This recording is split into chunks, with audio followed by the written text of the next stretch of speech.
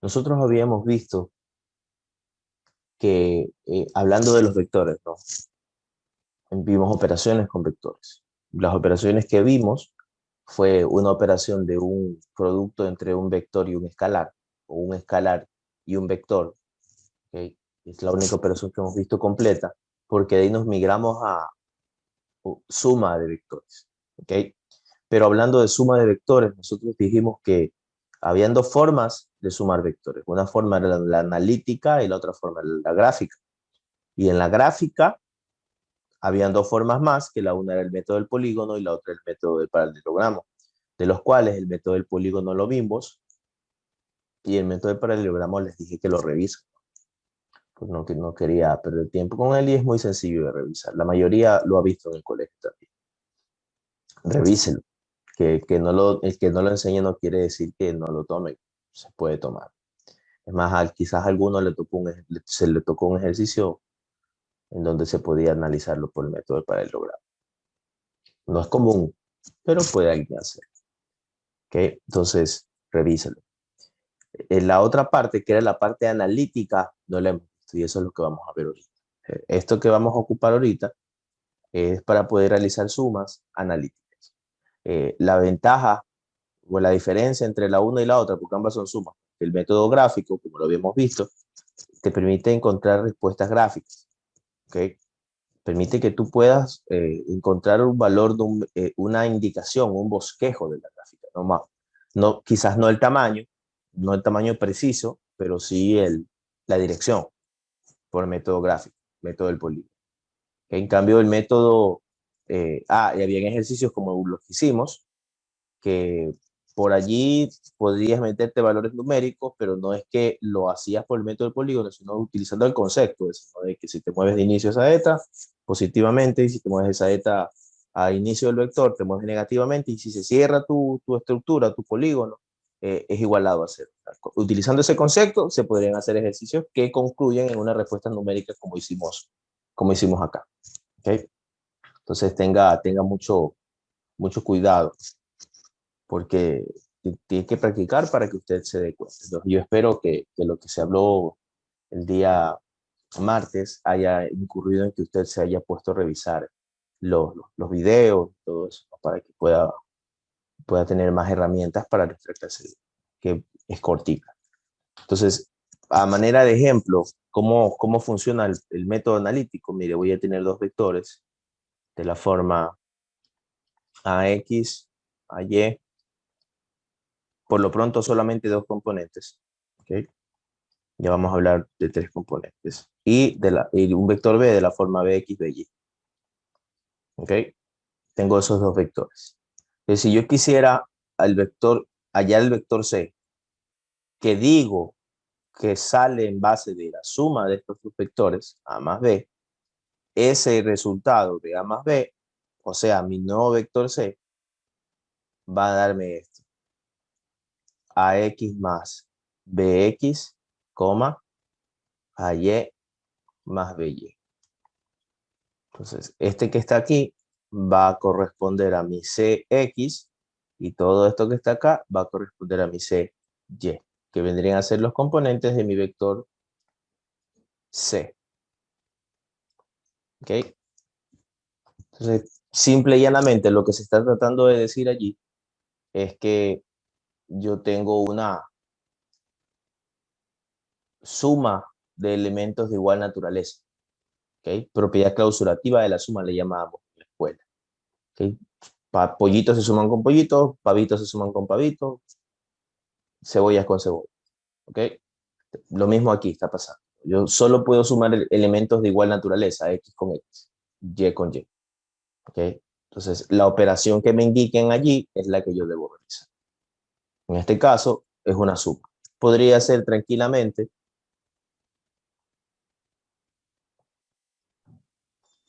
una resta, sin inconvenientes.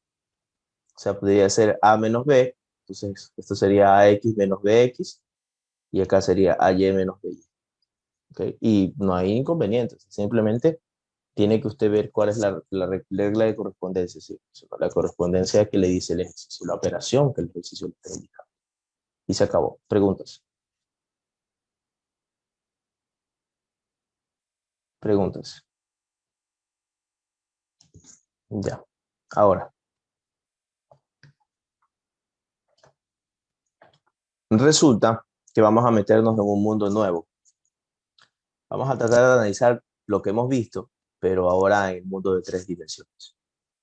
Porque resulta que un vector, o la vida, no hablemos de un vector, la vida en sí, se mueve en el mundo de las 3 dimensiones. Porque ustedes no solamente le dan profundidad o largo y ancho de algo, sino que también le dan la altura de algo. ¿Ok? Entonces, las cosas se mueven en un mundo tridimensional. ¿Cómo se expresa tridimensionalmente algo? Un vector, en este caso, ¿no? Un vector tridimensional se expresa de la siguiente forma. Eh, Hablando del mundo rectangular, ¿okay? Yo podría tener este vector B de la forma Bx, By, y aquí está una nueva variable, Bz. Que si yo ya esa expresión la llevo al mundo eh, ortogonal, ese que tenía IJ, va a estar relacionada de alguna forma similar a esta, Bx y más Byj más Bzk. Entonces, la única variante que tenemos ahora es que el tercer valor está relacionado ahora con la variable k para nuestro vector escrito en coordenadas ortogonales. ¿Okay? Ahora, pero eso genera un problema, porque usted dice, ya, chévere, ¿no? Esa es la forma en cómo se visualiza, pero ¿y cómo se ve gráficamente? ¿Okay? Un vector tridimensional. Entonces, para ello, necesito transmitirle algo. ¿Okay? Entonces, mire allí.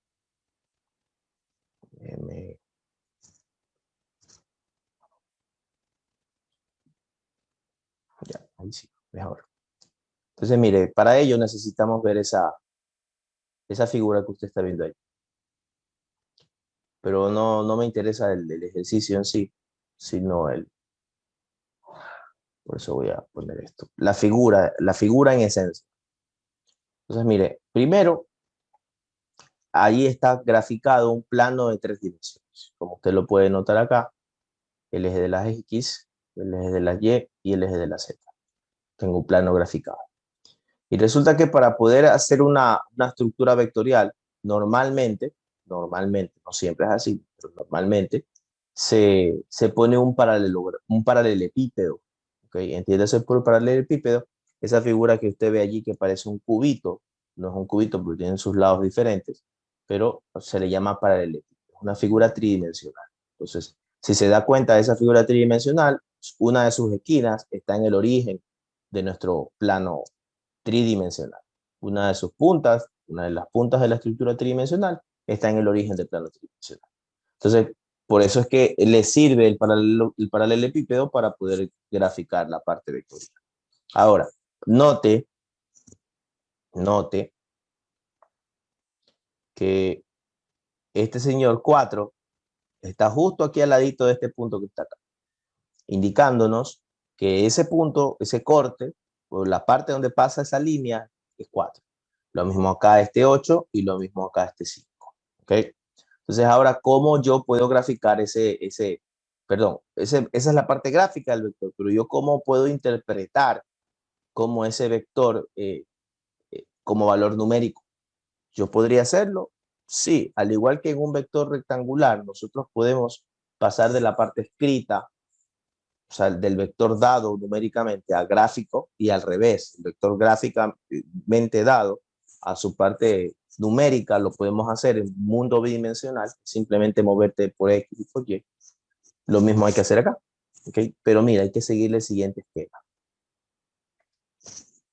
Si yo quiero encontrar el vector A minúscula es, quiero encontrar el vector A, lo que yo debo hacer es moverme desde el inicio de mi vector,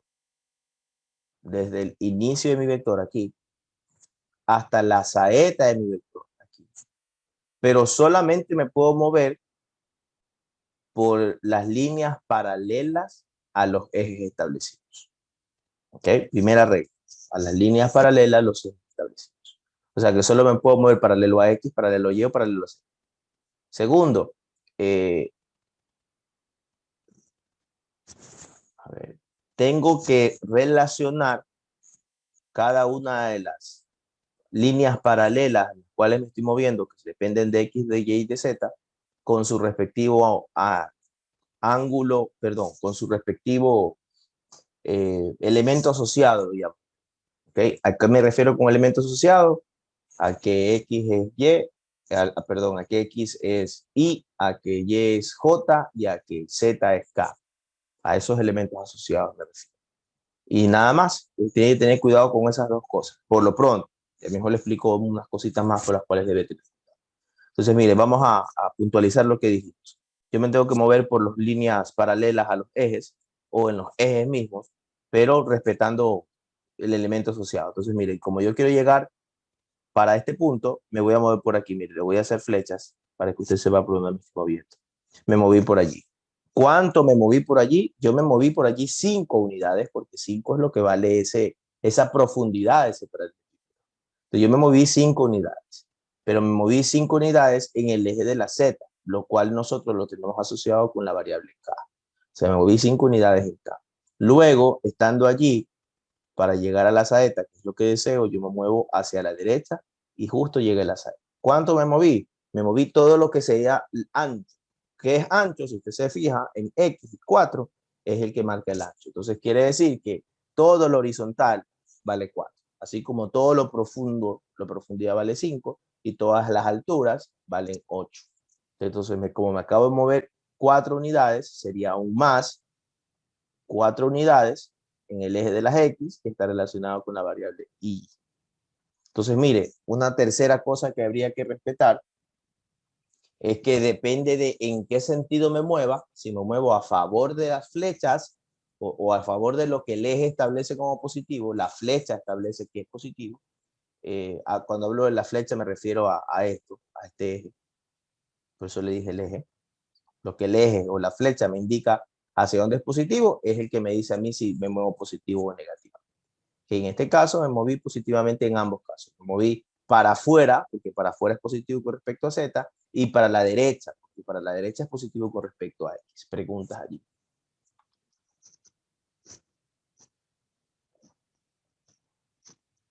Sigo. Entonces, vamos a hacer lo mismo con el B. Ahora voy a hacer B. Entonces, B, yo quiero llegar desde el inicio a la saeta. ¿No? Solo puedo mover por los ejes. Entonces, mire, vamos a mover por acá. ¿Cuánto me moví? Me moví positivo a la derecha, positivo en X, 4 unidades. Eso sería 4Y. Ahora, me voy a mover para acá. Entonces, si ve que ahora me moví en sentido contrario al que Z establece como positivo. Z establece que es positivo hacia acá, hacia afuera. En cambio, ahí me estoy moviendo hacia adentro. Por ende, me estoy moviendo negativamente con respecto al eje de la Z. ¿Cuántos valores? Estoy moviendo 5. Acuérdense que toda la profundidad valdría 5. 5 veces K. Y ya estoy aquí. Entonces, de ahí me toca simplemente bajar para llegar al punto de la saeta. ¿Cuánto hice? ¿Cuánto me moví para abajo? Primero me moví en sentido contrario el que Y establece como positivo. Me moví para abajo. Me moví 8 porque todo lo vertical va a ser 8 y me moví en el eje de la Y que está relacionado con J. Así que sería menos 8J. Y ahí ya está el vector escrito. Que si lo quisiera escribir como coordenadas cartesianas, no con componentes ortogonales, acuérdense que las coordenadas cartesianas, y esa es la diferencia, las componentes ortogonales yo los puedo escribir como sea, porque al fin y al cabo tienen signos y como es una suma, el orden de los sumados no altera el resultado. Pero si yo lo transcribo a coordenadas, ¿okay? Al vector escrito en componentes rectangulares, ese obligatoriamente debe estar escrito el primero X, el segundo Y y el tercero Z, obligatoriamente. ¿Okay? Entonces, si yo lo convierto, ¿no? Lo escribo en componentes rectangulares, este señor sería 4 para I, para J, o sea, para Y, no habría, tendría que ser 0, y para acá debería ser 5. Ahí está escrito el vector en componentes rectangulares. Lo mismo acá. Acá sería 4 para I, menos 8 para J y menos 5 para acá, que en este caso es Z. Preguntas. Preguntas.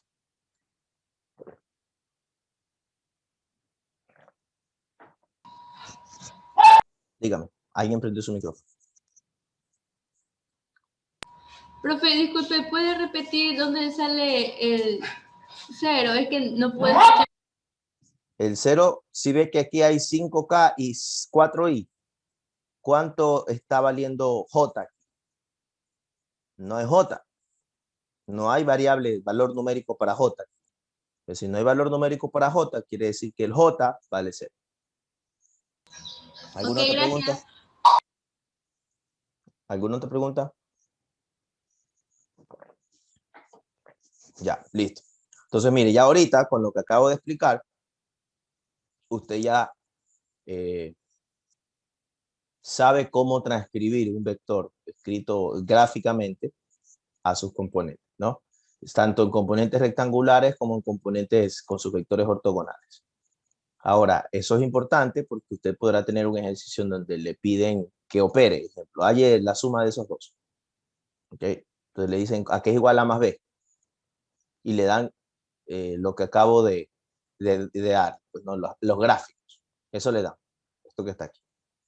Entonces, lo que usted tendría que hacer para hacer la suma, para hacer a más b, primero es hallar los vectores a y los vectores b, y luego hacer la suma. En este caso, 4 más 4, 8, 0 menos 8, menos 8, y 5 menos 5, 0.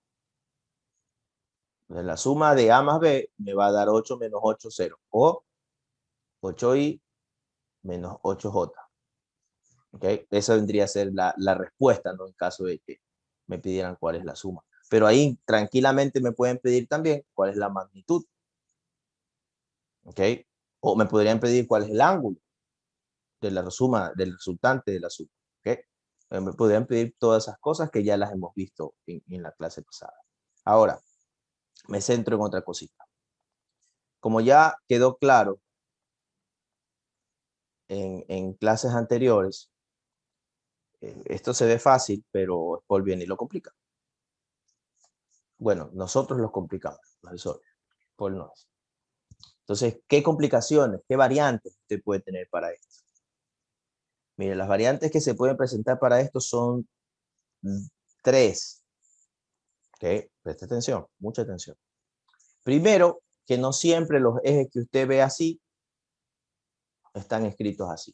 No siempre. Yo puedo tener este eje que está aquí, en vez de llamarse X, puede ser que se llame Z. Este eje en vez de llamarse Z se llama Y este eje en vez de llamarse Y se llama X. ¿Cambia su ejercicio en algo? Por supuesto. Cambia. Cambia sus valores. Ya cuando usted tenga los ejes diferentes, lo que hicimos hace un rato de que 5 era acá, de que 4 era ahí, ya ahorita no va a ser así. Porque mire, ahora Z, todo lo que es Z, todo lo que es Z es horizontal, sería 4. O sea que ya de por allí, el que es 4 está relacionado con K, ya no con I. Entonces, ¿cambia el vector? Sí, por supuesto que cambia. Usted tiene que tener cuidado. Lo primero que tiene que hacer antes de empezar a hacer esta parte es observar qué ejes les han dado. Porque dependiendo de los ejes, va a ser visible. Entonces, tenga cuidado y no asuma que siempre esto va a estar escrito de la forma tradicional. Siempre va a ser X el horizontal, Y el vertical y Z la profundidad. No lo asuma, eso no siempre es así. ¿Ok? No lo asuma. Verifíquelo. Simplemente observe, mire sus ejes. Alguien activó su micrófono, cuéntame. Suárez, ¿tiene alguna pregunta? No, no me di cuenta que estaba prendido. Disculpe. Ya, continúo, no se preocupe. Continúo. A ver, ahora, esa es primera cosa, ¿no? Le dije que tiene que tener cuidado. Segunda cosa con la que debe tener cuidado. Si ve este 4 que está aquí, este 8 y este 5 que están aquí, usted los está viendo exactamente al ladito, justo al ladito de, digamos, el corte del eje. Usted los ve allí. Pero ¿qué pasa o qué me quiere decir Spol si viene y ese 4, en vez de ponérmelo allí, ahí, justo allí, viene y me lo pone acá. Y este 8, en vez de ponérmelo allí, no, que lo veo ahí cerquita, viene y me lo pone acá. ¿Ok? A ver, más de profundidad, ya, ancho. Y este 5, en vez de ponérmelo aquí, viene y me lo pone acá. ¿En qué cambia mi ejercicio? ¿Qué me está dando ahí el valor numérico al ponérmelo allí? ¿Alguien que se fije? ¿Alguien que tenga una idea? El valor de los ejes, o sea, en 4 sería, o sea, el eje Y valdría 4 Ya, en la sería parte el tamaño, podríamos decir entonces en el mejor tamaño. expresión, el tamaño de la arista. Eso es lo que me da el valor. Entonces, lo que me está diciendo, ¿no? Poniéndole flechitas, lo que me está diciendo al ponerme el 4 allí es que 4 vale esto, que 5 vale esto y que 8 vale esto. Entonces, 4 ahora ya no vendría a ser X, en este caso, ¿no? Sino que vendría a ser la altura. Todo lo que es altura, que está estrechamente relacionado con Y. 8, que lo veo acá arriba, estaría hablando realmente de Z, porque es la profundidad. Y 5 estaría hablando realmente de X, porque es el ancho. ¿Ok? Entonces tiene que tener cuidado de dónde vienen y le ponen el valor numérico. Porque se lo pueden poner cerquita del valor, pues punto, quiere decir que están hablándole del corte, o se lo pueden poner en medio de la línea, que le están hablando ya no del corte, sino del tamaño. Y eso es interpretación, que es interpretación del ejercicio. Entonces, mire, van dos cosas con las que debe tener cuidado. Tercera cosa con la que debe tener cuidado, y ojo, esencialmente, las cosas con las que hay que tener cuidado son basadas en las reglas que le di para crear estos marcos. Que son esencialmente eso, le dije, se mueve paralelamente a los ejes, y cambian los ejes, cambia el vector. Son relacionados con las mismas reglas que le di.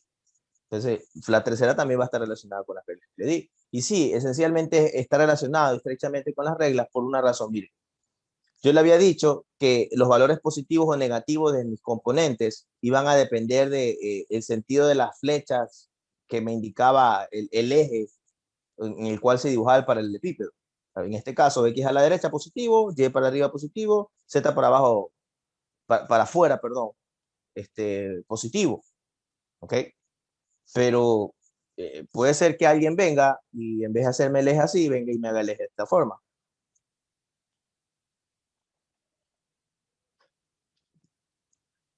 Y me dibuja mi paralelepípedo en base de este eje. De ese eje que acabo de dibujar ahorita. Donde este es X, este es Y y este es Z. Entonces, ¿qué es lo que ha cambiado ahora? Lo que ha cambiado ahora es que ahora todo lo que sea hacia adentro, paralelo a Z, pero hacia adentro, ahora va a ser positivo. O sea, si yo tuviera esta gráfica en este plano, lo que está relacionado con K no sería cambiar de signo. O sea, aquí en A no sería 5K, sino menos 5K. Y en B no sería menos 5K, sino 5K. O sea, todo lo que se mueve a favor de la flecha indicada por Z, ahora va a ser lo positivo. Entonces tiene que darse cuenta de eso. De estos tres casos que les acabo de decir, las tres variantes, esta última es la que menos he visto que tomar a lo largo de mi vida en SPOL y a lo largo de mi tiempo preparando a estudiantes en academias para que entren en SPOL. Estuve como 5 años trabajando. Es el que menos he visto, pero sí lo he visto. ¿Okay? Y es más, y cuando ya entré en SPOL, yo lo puse alguna vez en una lección. ¿Okay? Porque eso tiene que todo el mundo saber. Entonces, sí hay locos que en su momento diseñamos ejercicios así y se tiene que tenerlo claro. ¿Okay? Pero no es tan común. Lo que sí es común es que algunos le ponen el valor numérico la arista, algunos en los cortes, eso es común. Que cambian los ejes, común, súper común. Ustedes verán el mismo examen, si le tocan dos ejercicios de vectores, un profesor ocupó los ejes con X, Y, Z, y otro profesor ocupó los vectores Z, X, Y. Usted lo va a ver, como es común. Entonces tiene que tener cuidado. Preguntas.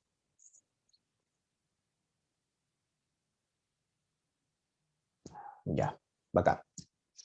Ahora,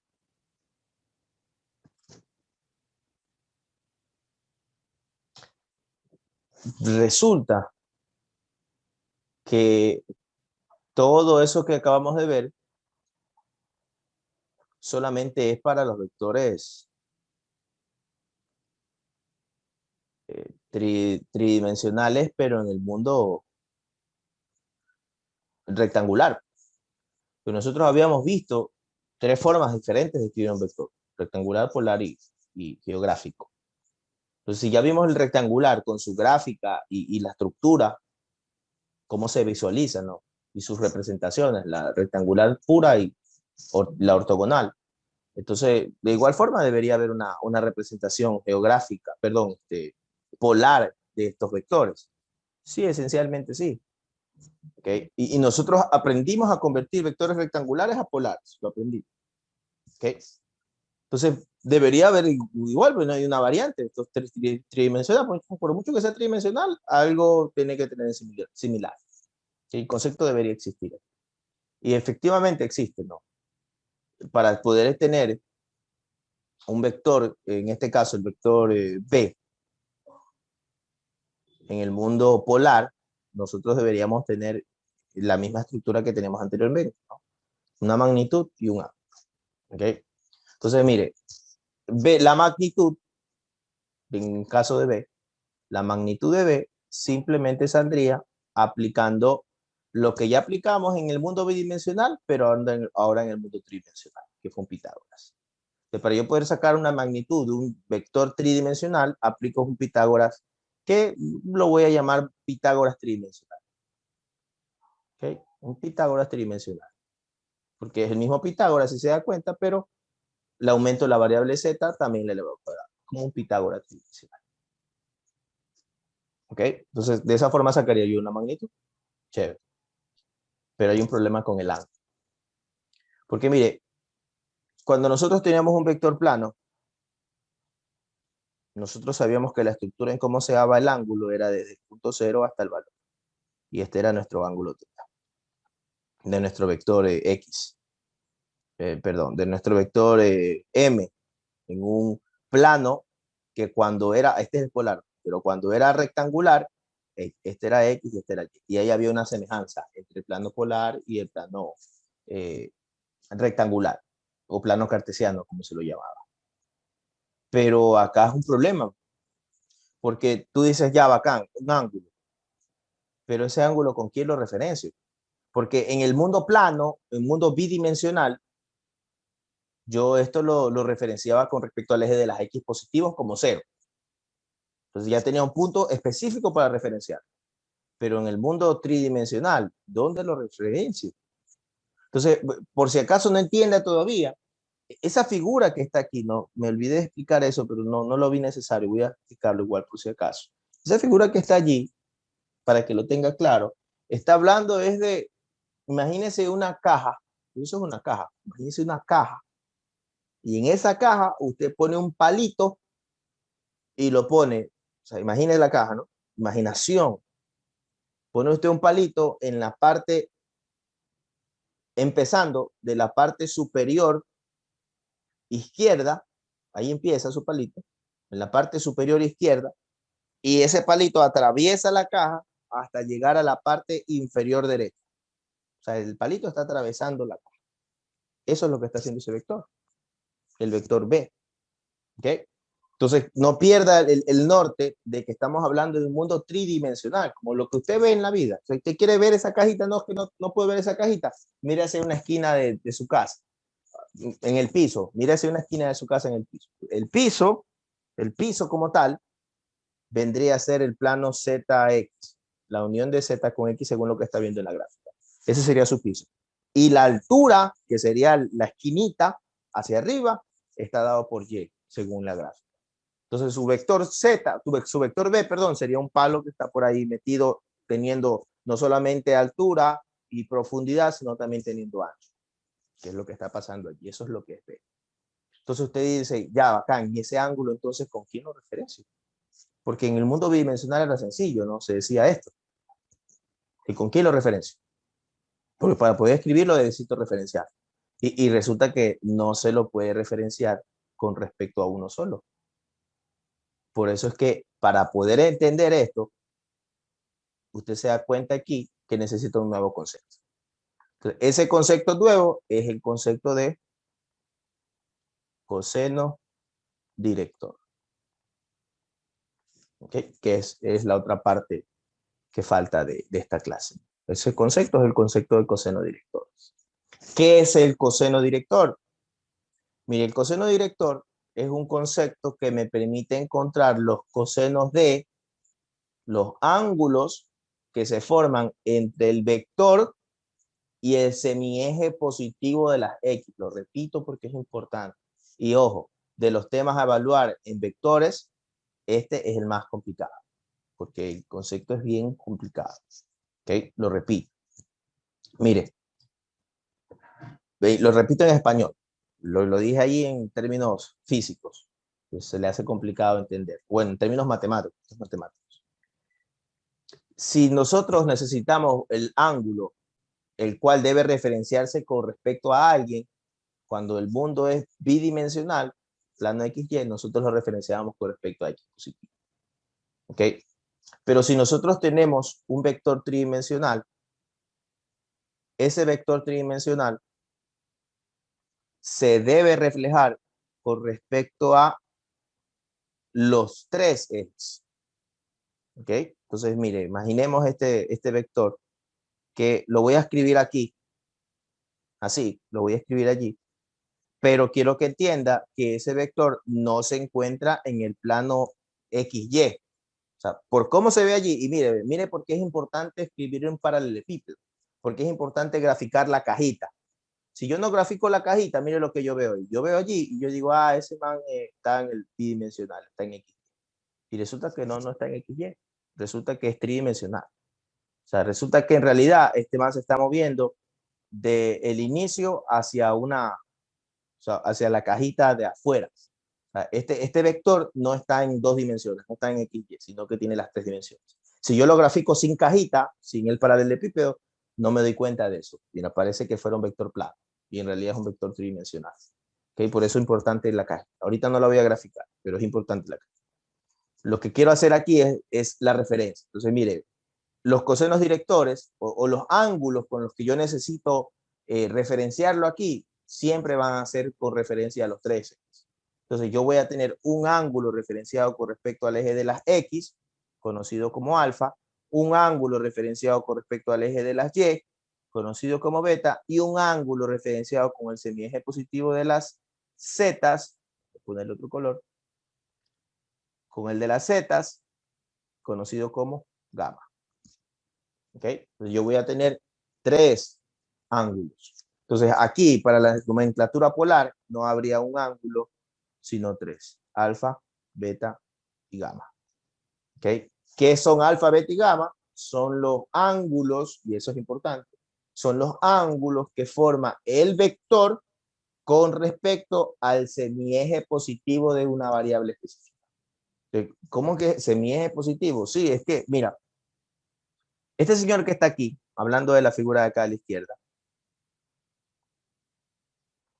este señor que está aquí, X positivo a la derecha.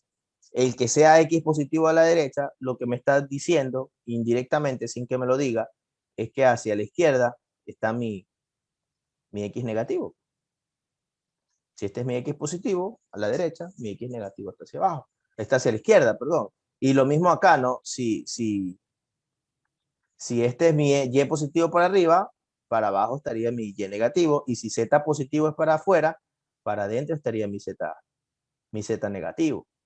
Entonces, en realidad, este señor, que es un plano rectangular, está formado igualito que el plano cartesiano tradicional, solo que es un plano tridimensional. Se verían con un pocotón de aristas. Y sería, imagínense si eso se lo grafica así, sería imposible que su cerebro lo pueda procesar bien. ¿Okay? Ya cuando entiende el concepto tridimensional, usted podría graficarlo así. Es complicado, pero sí lo podría graficar. ¿Okay? Entonces, por eso es que normalmente, a su nivel, se lo grafica solamente los semiejes positivos de las X para no marearlo con la parte negativa, pero la parte negativa existe. ¿Ok? Pues por eso el concepto de los ángulos se referencian siempre con el semieje positivo. Entonces, alfa es el ángulo entre el vector y el semieje positivo de las X. Beta es el ángulo entre el vector y el semieje positivo de las Y, por eso se llama semieje. No es el eje completo, no es XY, sino es el semieje, es la mitad. pero con respecto al semieje positivo, ¿okay? El que está marcado, el que te dan. ¿Okay? Entonces, ese es el valor de alfa, beta y gamma. Son referenciados como valor de semieje positivo. Ahora, ¿cómo saco alfa, beta y gamma? En base del concepto de coseno director.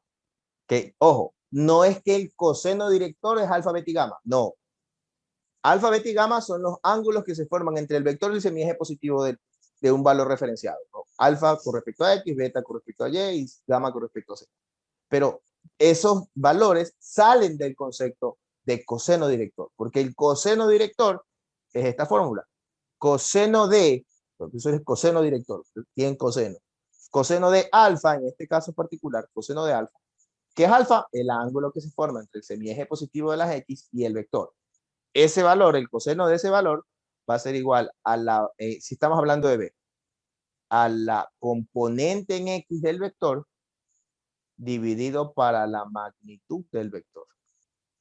Así saco yo el coseno director. ¿Qué es el coseno director?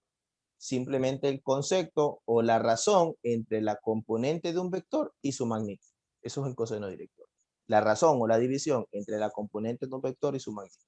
Entonces, si yo quisiera sacar el coseno de beta, que está relacionado con el eje de la Y, esto sería la división entre la componente de la Y dividida para la magnitud del vector del cual yo lo estoy utilizando. Entonces, si usted de esta expresión, ¿no? Obviamente aquí faltaría la tercera, ¿no? Coseno de gamma igual a componente BZ sobre la magnitud de. Pero mira, hablando de beta, si yo quisiera hallar beta, que es el ángulo formado entre el semieje positivo de las Y el vector beta, esto va a ser igual a coseno a la menos 1 de BY sobre la magnitud del vector B. Y con esto ya usted tiene el valor de beta, que es, y lo vuelvo a repetir, tiene que repetido bastantes veces, el valor entre el ángulo del semieje positivo de las Y, en este caso beta, de las y el vector. ¿Por qué hago tanto énfasis en esto?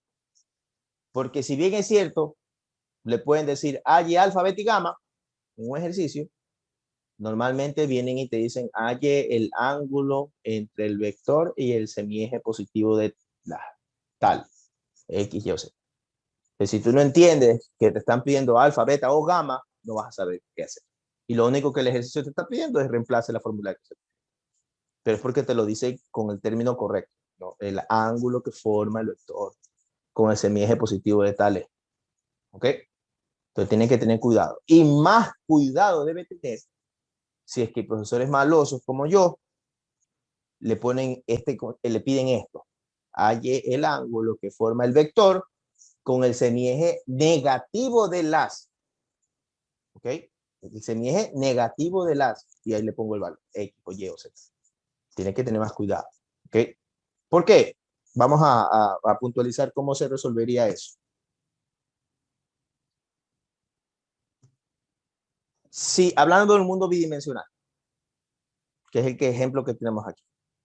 Si yo hallo teta, si se da cuenta, teta, hablando tridimensionalmente, vendría a ser el ángulo que tiene el vector con respecto al semieje positivo de las X. Eso vendría a ser teta. ¿Ok?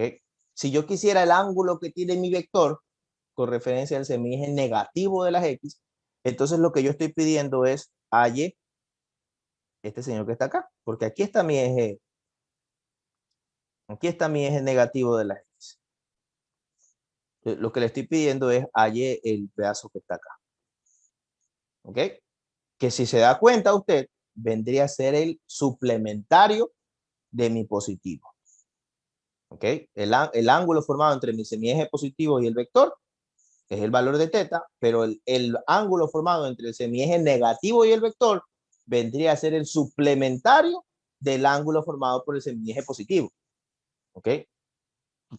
¿A qué me refiero con suplementario? Para que no lo sepa, es que la suma de los dos es igual a 180. Eso es suplementario, ¿no? A nivel de triángulos.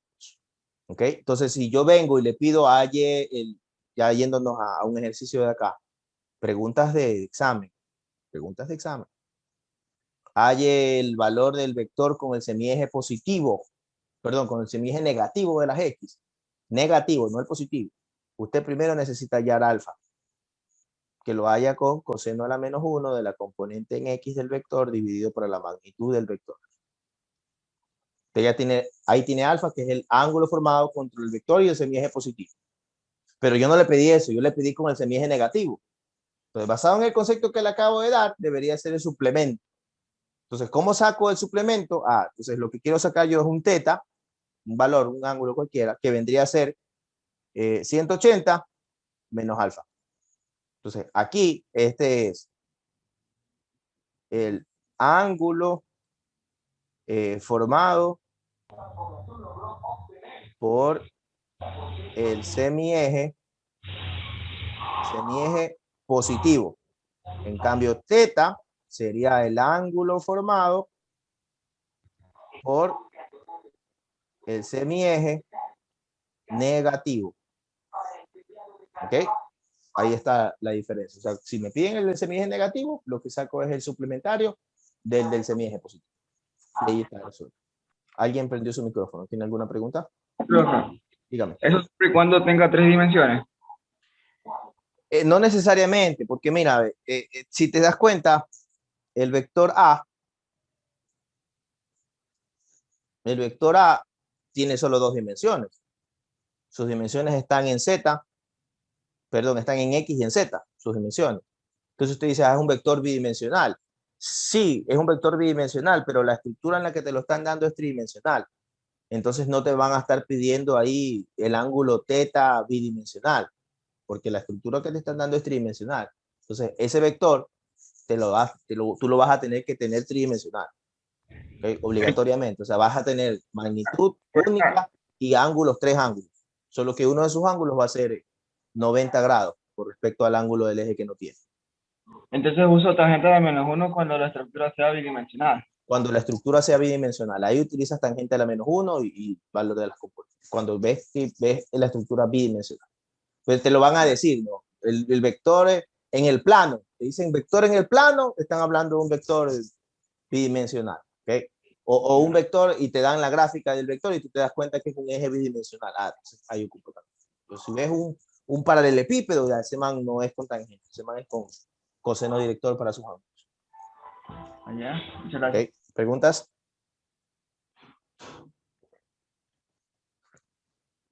Ya. Ahora sí. Ahora, como dato.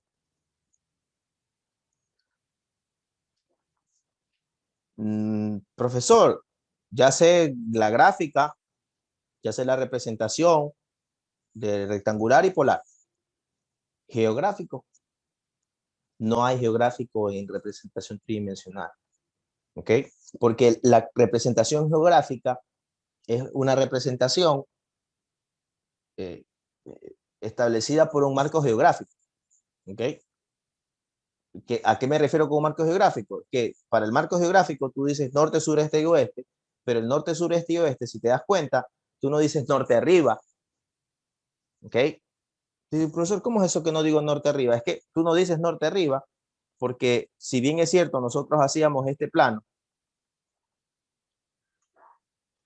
y nosotros decíamos norte, sur, este y oeste en el plano del vector bidimensional, pero ese norte, sur, este y oeste, nosotros no estábamos hablando de arriba, norte, abajo, sur, a la derecha, este, a la izquierda, oeste.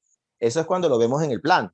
Entonces, si tú te pones a pensar geográficamente, tú donde ves norte, ves sur, tú ves norte allá, tú ves sur atrás, en mi caso, porque vivo al sur, al norte, al este y al oeste. Entonces, tú, eso del norte, sur, este y oeste, tú lo ves, es como si lo vieras siempre desde el cielo. ¿Ok? Como que estás en Google Maps. En Google Maps tú ves acá, tú dices, el norte es para allá. Entonces resulta que la representación geográfica hace que tu eje, tu plano, esté en el piso, en tierra siempre. Entonces tú no pudieras hablar nunca de un vector tridimensional que ya tiene altura con coordenadas geográficas. No puedes. ¿Ok? Porque si yo te digo que voy a lanzar un vector al noreste, hablando desde aquí, mirando como Google Maps, entonces tú me estás diciendo que si este es Guayaquil, tú vas a moverte para allá. Al norte, al noreste, para allá. ¿Ok? Pero no quiere decir que tú lo vas a lanzar para arriba. Entonces no existe una representación tridimensional geográfica. La expresión en que tú das vectores de forma geográfica es solamente para el mundo bidimensional, en donde tu mundo bidimensional es el piso, ¿ok? El piso, literalmente el piso, porque ahí es tú, en el piso es que tú ves norte para allá, sur para atrás, este derecha, oeste izquierda. Preguntas.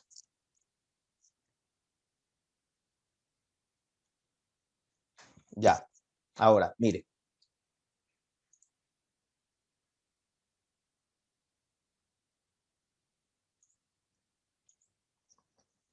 Continuando con esto, mire, nosotros nos faltaba ver suma y resta de vectores, ya vimos, representación de un vector en el espacio, ya lo vimos, espacio tridimensional. Vector unitario nos falta ver, magnitud de un vector en el espacio, ya lo vimos, coseno de vectores. Nos hace falta ver solamente vectores unitarios. Entonces, mire, ¿qué es un vector unitario?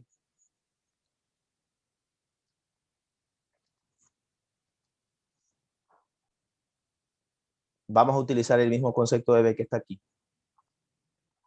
Entonces, mire, para poder sacar el vector unitario, primero vamos a entender el concepto de vector unitario. ¿Cuál es el concepto de un vector unitario? El siguiente, mire. El vector A, si este vector A tiene magnitud 1, ¿ok? Tiene magnitud 1, yo puedo decir entonces que A es un vector unitario. ¿Ok? Entonces un vector unitario es un vector de magnitud. Entonces, si en algún ejercicio me dicen, considera el siguiente vector unitario, te están diciendo que ese vector, su magnitud es 1. ¿Ok? O si te ponen una lista de vectores y te dicen cuál de los siguientes vectores es unitario, lo que tienes que hacer es ver si es unitario.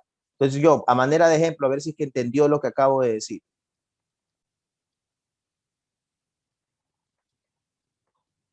¿Ese vector bidimensional es unitario? ¿Sí o no? No. Deme un segundito, no me responda. Deme un segundito. Gracias. Ya. Unos minutos. Ya. Yo le pongo pausa y lo explico esto. Ya, mire. Esto simplifico, ¿no? Los radicales. Entonces me quedaría un medio más un medio en raíz. Y un medio más un medio es 1. Entonces me queda la raíz de 1. Y la raíz de 1 es 1. Entonces la magnitud de D, en este caso, sí es 1. Por ende, yo sí puedo decir que D es unitario. Es unitario, bidimensional. Entonces, mire, no es el único arreglo que puede hacer que ese vector sea unitario. ¿Ok? Entonces, hay formas diferentes en las que yo podría plantear un ejercicio con este concepto. ¿Okay? Podría preguntarle, ejemplo, ¿no? Para que vea usted las variantes, ¿no? Y acuérdese que nosotros vamos, si bien es cierto, no hago el ejercicio como tal, completo, viéndolo desde cero, le dejo un bosquejo de lo que se pregunta. Entonces, ejemplo, le dicen, siendo el vector B 3, A, ¿cuánto vale A para que B sea unitario? Entonces, si le están diciendo que B es unitario, le están diciendo que esta magnitud es 1. Entonces le están diciendo que 1 debe ser igual a la raíz cuadrada de 3 al cuadrado más A al cuadrado. Y le están diciendo despeje A. Eso es lo que le está pidiendo. Mire lo simple. Pero es simple cuando usted ha entendido el concepto. Si entiende que el concepto de que un vector es unitario es que la magnitud es igual a 1, entonces yo le puedo poner un vector B con una de sus variables desconocidas, en este caso la y te digo, si yo te digo que B es unitario, ¿cuánto vale A? Entonces simplemente el concepto es que la magnitud debe ser 1, por ende, si yo ya te digo que B es unitario, B va a ser 1 su magnitud, por eso yo pongo 1 directamente, va a ser igual a la magnitud que es raíz de las componentes al cuadrado. De esa expresión se me va a despejar A. ¿Okay? Que por cierto, elevo al cuadrado aquí, elevo al cuadrado acá, se me simplifica la raíz, 1 al cuadrado 1, 3 al cuadrado 9, 9 pasa al otro lado a restar. Bueno, mire, no va a salir, sería, sí, no va a salir. En este caso no va a salir porque la expresión que me queda me va a quedar negativo, me queda un imaginario, ¿ok? Pero sí se puede dimensionar. Si yo pusiera aquí un tercio, ¿ok? Por eso es cosa aquí mire que no es tan fácil lanzar un ejercicio, de poner valores. Yo al menos, para los ejercicios que le tomo a ustedes los miércoles, los viernes, yo al menos me tomo unas 3 horas para enseñar, porque no es simplemente lanzar valores como el estudiante cree, tiene que diseñarse, tiene que verificar que se cumpla, tiene que verificar que el valor sea coherente. Entonces, mire, me parece que ahí ya ya queda, porque este señor sería 1 menos 1/3 al cuadrado, que sería 1/9, y eso va a ser igual a A al cuadrado. Entonces, esto va a ser la raíz de este que está aquí. Entonces, este señor, artificio matemático 9/9, este señor sería 9 menos 1, 8, 8/9 en raíz. Sería A. O sea que A podría ser tranquilamente 3 abajo y 8 sería 4 2 por raíz 2, de 2. sería 2 raíz de 2. Este es el valor de A que hace que mi expresión sea un vector unitario con respecto a B. A es igual a 2 raíz de 2 sobre 3. O la raíz de 8/9, ahí dependiendo de cómo le expresen la. Entonces, mire la variante, un ejercicio tan simple, solamente entendiendo un concepto. Ahora, ya, chévere, ya entendí eso, profesor, pero ¿y para qué me sirve el vector unitario? Aparte de para poder pasar o para poder sacar buena nota en un ejercicio de, ¿para qué me sirve? ¿Cuál es el concepto? Porque ahorita vimos que es una unidad, ¿no? Chévere, sí, pero ¿para qué me sirve? ¿Qué tengo yo con un unitario? Entonces, mire, le explico. Si yo tengo este vector que está aquí, tridimensional, este es el vector B. Magnitud desconocida, magnitud 30, no lo sé. Pues si yo le saco el unitario de ese vector, como tiene magnitud 1, lo que me da es esto. Ojo, me da eso. ¿Ok? O sea, el unitario de B, perdón, estoy olvidando algo. Le hablé del unitario, pero no le hablé de algo más. Antes de expresar eso, necesito decirle algo. ¿Todo vector es unitario? No. Porque un vector unitario es aquel cuya magnitud es 1 y no todo vector da una magnitud 1. Lo vimos en un ejemplo acá. Pero, ¿todo vector puede ser unitario? Sí. ¿Ok? Miren, no es lo mismo decir todo vector es unitario a todo vector puede ser unitario. Todo vector no es unitario porque no tiene su magnitud 1, pero todo vector puede convertirse en un vector unitario, siempre y cuando yo le haga una operación. Entonces, ¿cómo yo convierto cualquier vector en unitario? De la siguiente forma. Miren, este es B. Si yo quisiera que B, que no es unitario, tiene esas componentes, él no es unitario. Si yo quisiera que B se haga unitario, mire, el símbolo es este, unitario de B, se le pone este símbolo. Eso es el vector unitario. Si yo quiero sacar el unitario de B, lo que hago es esto. Cojo mi vector B, ahí está el vector B, y lo divido, por así decirlo, dividir, porque no hay operación de división en vectores, no hay operación de división. Entonces, divido, entre comillas, divido para su magnitud. Entonces, ese divido en realidad no es una división, sino es un producto por escalar, porque la magnitud de B es un escalar, ¿ok? Es un escalar. Entonces, yo tendría, ¿no? Para que lo tengan más claro, yo tendría este escalar, esto es un escalar. Eso es un escalar. 1 sobre un valor numérico, la magnitud, un valor numérico. 1 sobre un valor numérico sigue siendo un número, un escalar. Y B es un vector. Entonces yo tengo ahí un producto por escalar, la multiplicación entre un escalar y un vector. ¿Cómo se hacía eso? Propiedad distributiva, si se acuerdan. El valor del escalar, alfa, como nosotros le llamamos, alfa se va a distribuir a cada uno de los elementos. Entonces tu fórmula final, por así decirlo, fórmula final, no es una fórmula final, esta es la fórmula que debes saber. Entonces, tu fórmula final, por así decirlo, vendría a ser esta. La componente Bx dividida para su magnitud, coma, la componente By dividida para su magnitud, coma, la componente Bz dividida para su magnitud. Así, yo podría convertir cualquier vector en unitario. Pero ahí viene lo que le quería explicar acá. ¿De qué me sirve convertir un vector unitario? ¿Para qué me serviría? Porque no me van a... Bueno, puede ser que haya una pregunta tan simple como de, ¿hay el unitario del siguiente vector?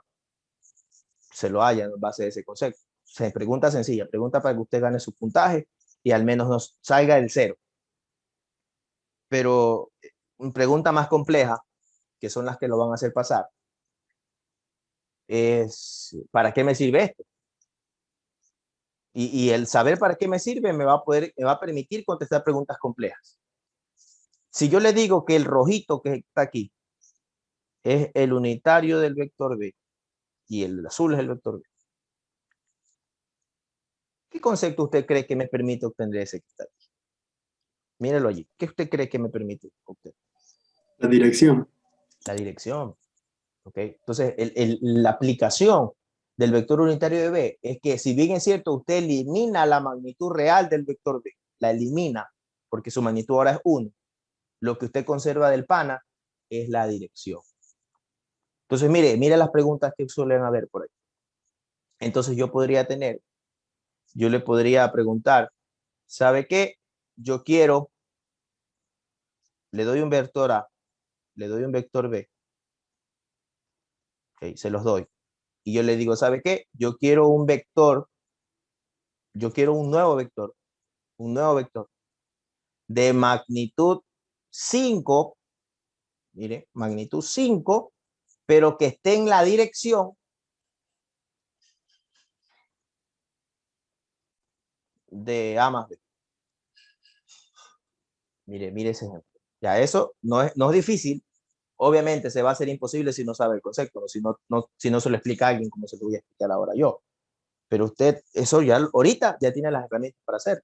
Me dice un vector de magnitud 5 en la dirección de A más B. Primero, necesito, para que sea lo de la magnitud 5 es el final, ¿ok? Centrémonos en lo otro, que esté en la dirección de A y B. Si yo quiero que algo esté en la dirección de otra cosa, lo único que me permite conservar la dirección es el unitario.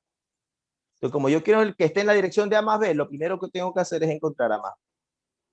Una vez que yo haga A más B, como yo quiero conservar la dirección de A más B, para conservar la dirección de A más B, lo que yo tendría que hacer es el unitario de A más B. O sea, una vez que tengo mi vector A más B sumado a mis vectores, saco el unitario de B.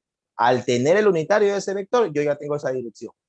Tengo su dirección con magnitud 1, porque eso es el unitario. Entonces, si yo quiero que ahora mi vector no tenga magnitud 1, sino magnitud 5, ¿qué tengo que hacerle? Acuérdese que nosotros teníamos un proceso por el cual nosotros hacíamos que un vector crezca en su magnitud. Multiplicar. En este caso, Escalar. producto por escalar. Entonces, ¿qué tendría que hacer yo si yo quiero un vector en dirección de A más B con magnitud 5? Imaginemos que ese A más B es esta fórmula que está aquí. Esta fórmula que está aquí, imaginemos. Yo ya tengo allí el unitario de A más B. Si yo quisiera que este señor ahora tenga magnitud 5, lo único que tendría que hacer es esto. 5 veces el unitario de ese vector. Porque este señor ya me está conservando la dirección. Ya me la conserva. En cambio, este señor me va a ampliar mi magnitud. Como yo sé que mi magnitud del unitario es magnitud 1, si yo lo multiplico por 5, ahora mi magnitud va a ser 5. Si yo lo multiplico por 10, mi magnitud va a ser 10. Entonces, siempre que en un ejercicio le pidan específicamente una magnitud, le dicen, hay un vector de magnitud tanto, obligatoriamente ese man usted va a tener que sacarle unitario. Y una vez que le saca unitario, lo multiplica por la magnitud solicitada. ¿Ok? Preguntas. Preguntas. Dado el caso de que haya que multiplicar por un negativo, ¿se podría considerar? Pero es que si te están pidiendo magnitud, mira, no puede ser multiplicado por un negativo jamás. En base de lo que estamos hablando. Quizás con lo que me acabas de decir tú, me ponga a pensar en un caso en donde tenga que multiplicarlos por un negativo. Pero basado en lo que estamos hablando ahorita, no. Porque acuérdate que si yo te pido que esté en la dirección de algo, cuando tú me lo multiplicas por menos, tú lo giras al vector. Claro. Entonces ya no me lo estás mandando en esa dirección. O sea, se podría diseñar, ya te digo, con lo que me acabas de decir, se me puede ocurrir a mí, hay un vector de magnitud 5 que vaya en dirección opuesta, miren, ahí está, en dirección opuesta a la dirección de A más B. Indirectamente Entonces, que multiplique por negativo. ahí lo multiplico por un negativo. Lo voy a tener el unitario, lo voy a multiplicar por la magnitud solicitada, pero también negativa. Cosa que va a ser el vector negativo, o sea, va a estar en sentido contrario, con la magnitud requerida, pero como era el unitario de un vector establecido, ahora va a estar al revés. O sea, se puede dimensionar, gracias por la idea, por cierto. Claro, Se entonces puede, la magnitud sería positiva y la dirección es la que cambia. es que al multiplicar por menos, acuérdate, cuando multiplicabas por menos un vector rectangular, era sinónimo de cambiarle su dirección. Cuando era polar, no te metías en la magnitud, sino que venías y al ángulo le sumabas 180 cuando era polar. Pero si era rectangular, tú no veías eso. Simple y llanamente el B no se distribuía dentro de las componentes. Si las componentes eran positivas, ahora eran negativas. Y eso te daba el efecto de virar tu vector, visto rectangularmente. Y acuérdate que las operaciones que estamos viendo acá, la mayoría son con vectores rectangulares. Ya el vector polar tú no lo ves. Por eso necesitaba saber convertir. Normalmente trabajamos con vectores rectangulares. ¿Ok? Preguntas. Preguntas.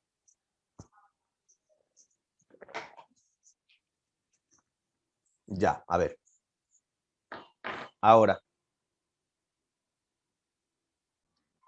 Se tiene un vector Q de magnitud 12 que hace un ángulo de 220 con el eje Z y su proyección con el plano XY hace un ángulo, ya, este lo voy a pasar, lo voy a dejar al final, porque ese ahí es heavy, súper heavy, ¿okay?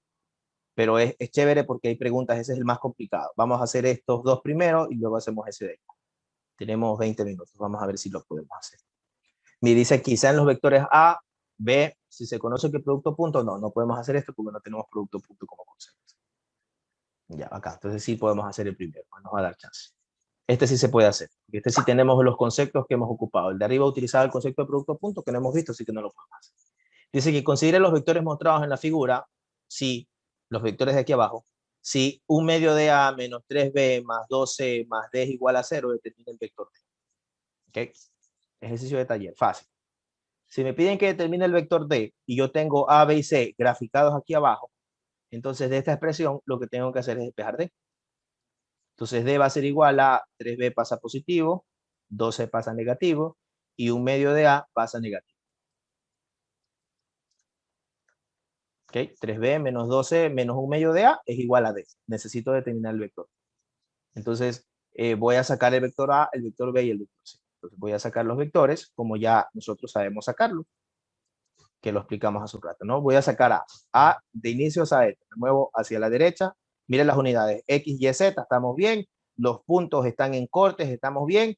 El que está aquí los semiejes me está indicando cuál es el positivo, estamos bien. Entonces, para A, me muevo hacia la derecha, me muevo 6 unidades en X. Luego hacia adentro serían 5 unidades en Z, sería 5K. Y luego hacia arriba más 3 unidades en Y, o sea J. Vamos a B. B me muevo hacia la izquierda, así que me muevo 6 unidades negativas, 6 unidades en Y, luego subo, así que muevo más 3 unidades en J, y luego me voy hacia atrás para moverme en sentido contrario a Z, serían menos 5 unidades en Z, que es K. Ahora vámonos a C. C, estamos aquí, baja, serían menos 3 unidades en J, luego me muevo hacia afuera, que serían 5 unidades positivas en K. Preguntas hasta ahí.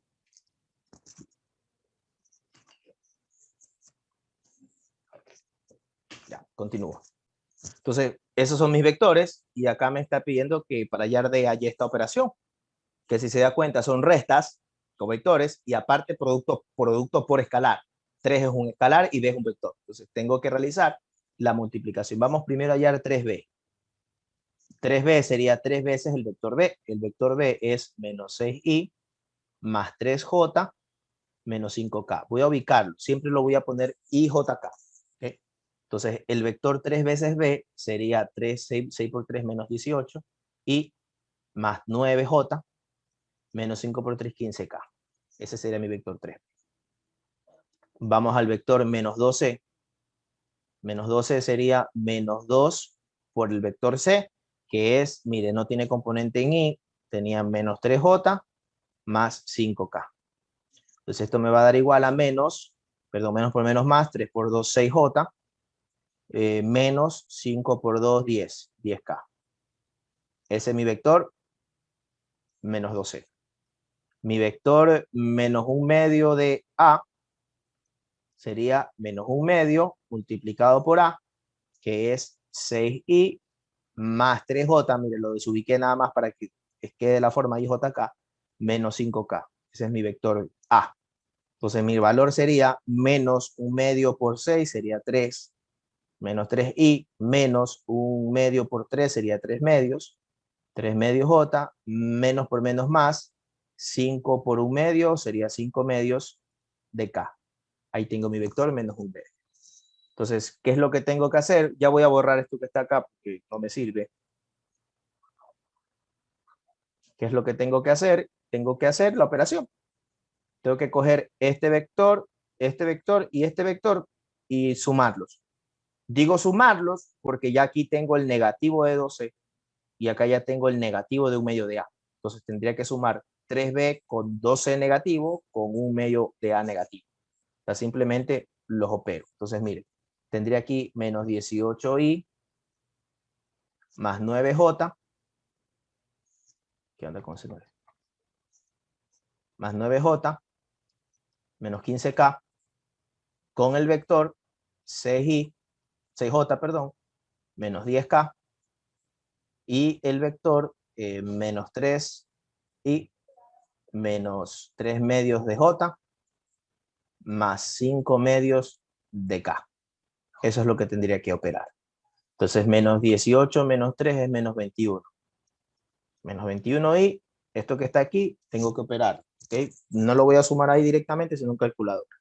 9 más 6, eso es 15. 15 menos 3 medios.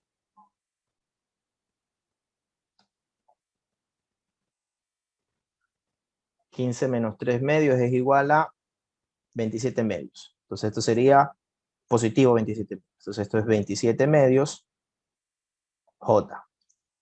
Ahora esto me va a quedar negativo, menos 25, 10 y 15, más 5 medios. 5 medios es 2.5. Eso es menos 45 medios. Entonces este señor es menos 45 medios de K.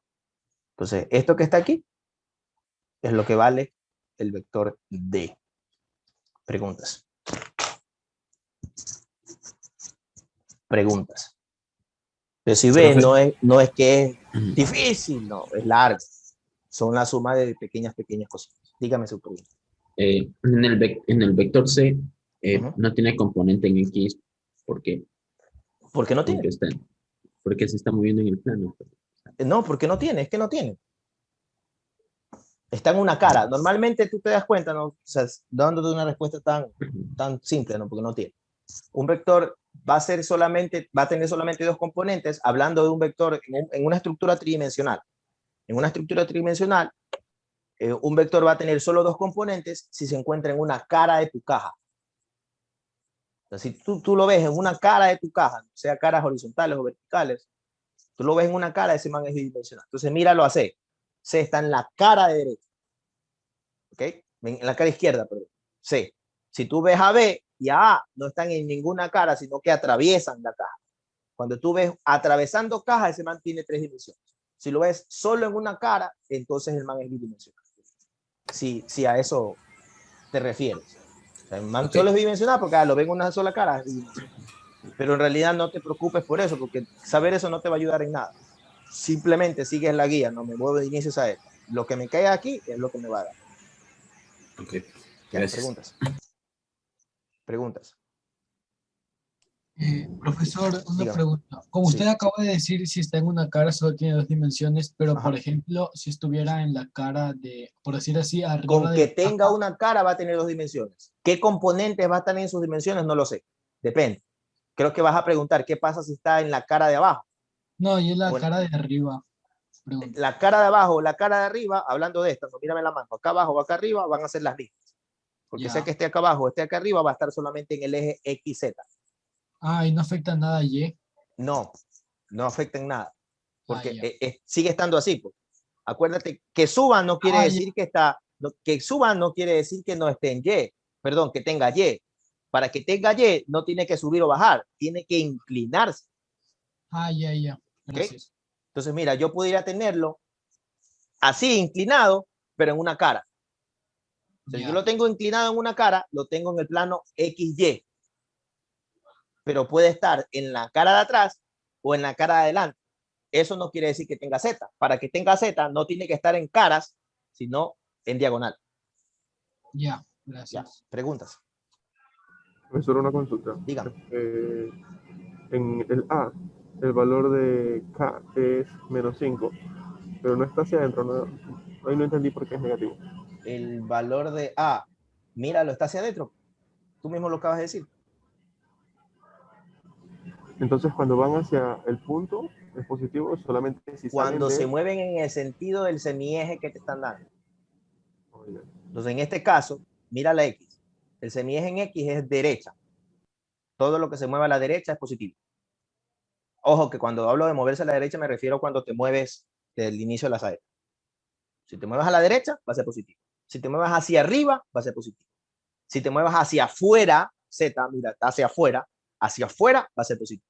En el caso de A, el camino, que a la final eso te marea, mira, el camino, vamos viendo el camino.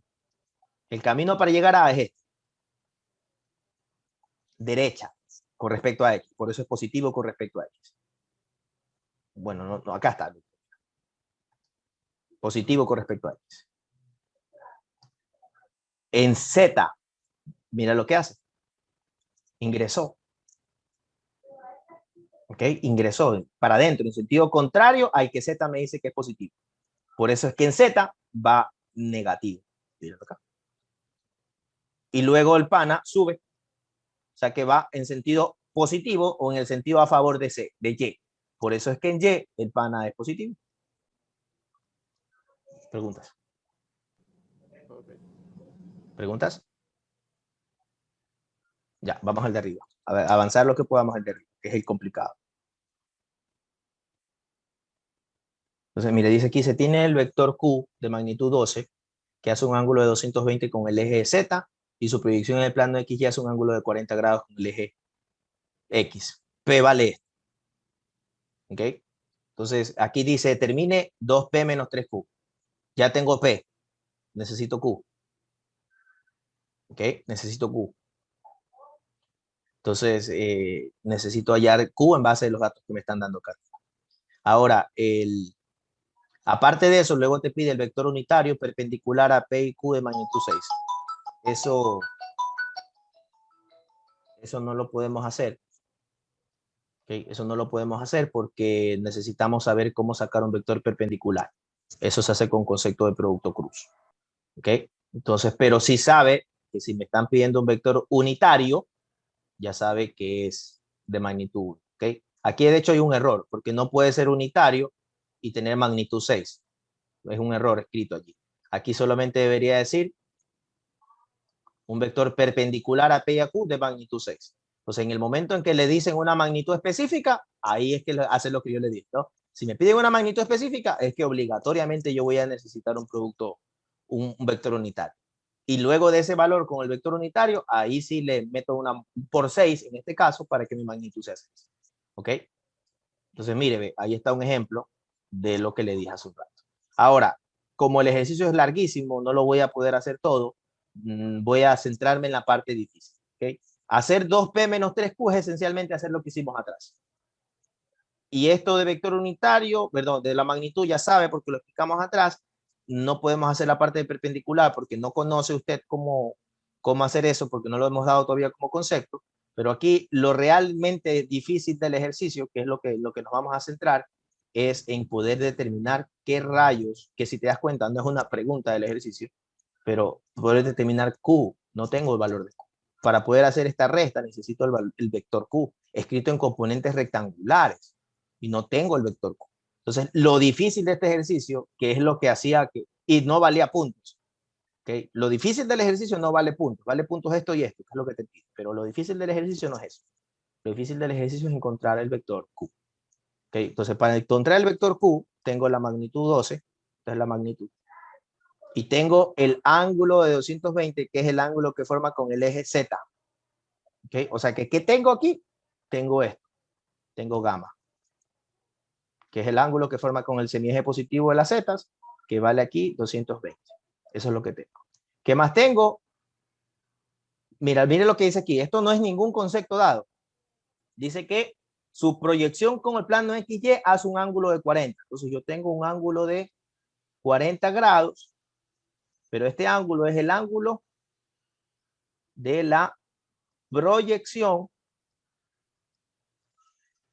ángulo de la proyección con el eje X. Ya lo explico esto. Ángulo de la proyección con el eje X. Aquí dice, ¿no? Y su proyección en el plano XY, la proyección hace un ángulo de 40 con el eje X.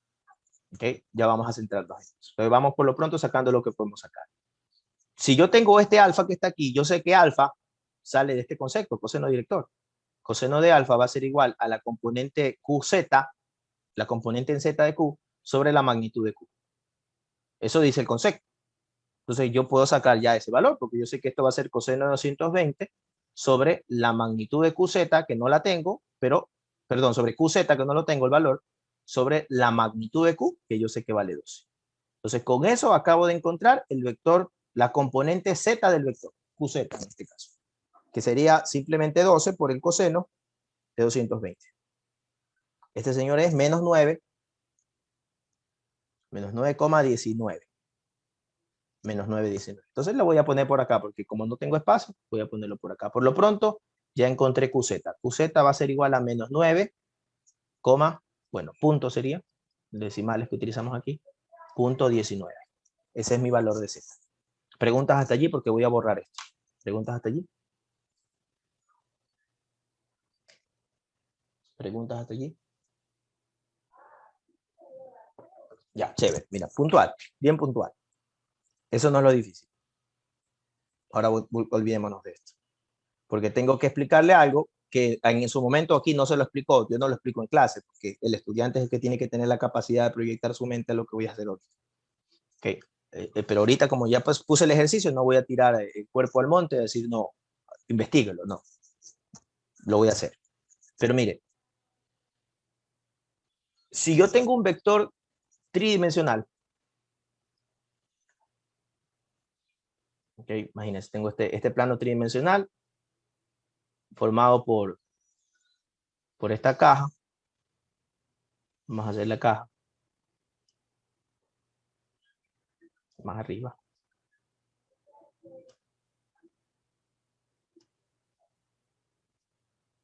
Okay. En medida de lo posible mi cajita. Perdón, lo estoy haciendo mal. Tiene que tener el centro aquí.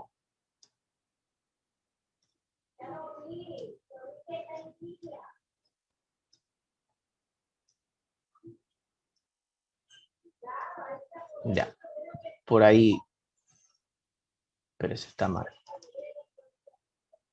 Porque tiene que tener este valor. Aquí. Ahí sí.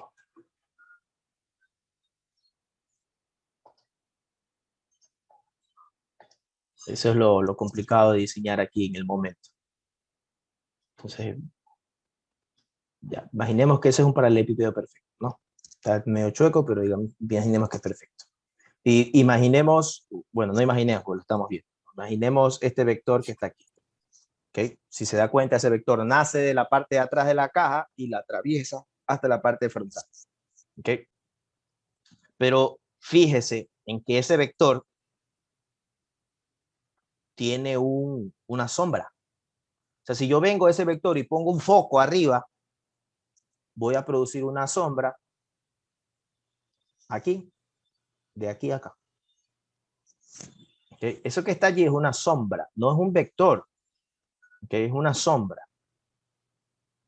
La pongo más gruesa. Entonces el vector, acuérdense, está aquí. Como que yo tenga un palo aquí y ponga un foco acá y digo, yo voy a ver en el piso, voy a ver una proyección, una sombra de mi vector, que es tridimensional, pero yo en el piso veo una sombra bidimensional, que es una sombra que está en un plano. ¿Okay? Entonces, lo que me dice ese ejercicio al indicarme esto, es que ese 40 grados, aquí está el X, es el X, imaginemos, no es X, X es Y, y es Z, mire, le cambié los valores. ¿Okay? Para poder explicar lo que estoy haciendo. ¿Okay? Entonces me dice que esa proyección, la proyección, este es el vector Q. Este es el vector Q, el que está aquí. Su proyección, o sea, su sombra, hace una proyección que tiene un ángulo de 40 con respecto al eje de las X. O sea, con respecto a este eje de las X, hasta acá, hay un valor de 40 grados. Entonces, profesor, 40 es el coseno director, porque dice, como dice 40 y dice eje de las X, usted me dice, eso es alfa. Error. Alfa es el ángulo entre el vector y el semieje positivo de las X. Aquí yo tengo un ángulo entre el semieje positivo de las X y no el vector, sino su proyección. Entonces, ese concepto no es alfa. ¿Alguien tiene prendido su micrófono? ¿Tiene alguna pregunta? Ya, continúo entonces. Entonces, no es ese el concepto. Pero entonces, mire, chuta, entonces este señor es el ángulo que hace con la proyección. Y ahí usted se pregunta, ¿cómo hago la proyección? ¿Cómo saco la proyección? Sencillo. Para ello le voy a hacer otra gráfica. Imaginemos que este que está aquí es un plano cartesiano, ¿no? Pero no es un plano cartesiano de un eje con otro eje, sino que este es el eje Z, y este que está aquí no es un eje, sino es un plano XY. O sea, en una estructura tridimensional usted viene y lo ve lateral, lo ve desde el suelo, así, lo ve desde así. Cosa que usted no le ve el eje de plano, el plano XY, sino que usted como que ve un eje. ¿Ok? Entonces, si nosotros estamos hablando de este vector Q, que dice que su ángulo es 220 grados, y es el ángulo visto con el semieje positivo, acá está el semieje positivo, quiere decir que mi vector Q está más o menos por acá.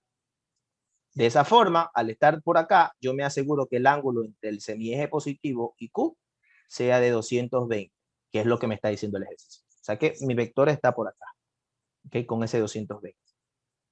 Es decir, si mi vector está por allá con 220, yo podría asegurar que este angulito que está aquí sería el valor que le falta para completar este espacio. Ahora, espérese un minuto. Usted dirá, profesor, pero ahí no puede haber 220. No puede haber 220. ¿Sí se da cuenta?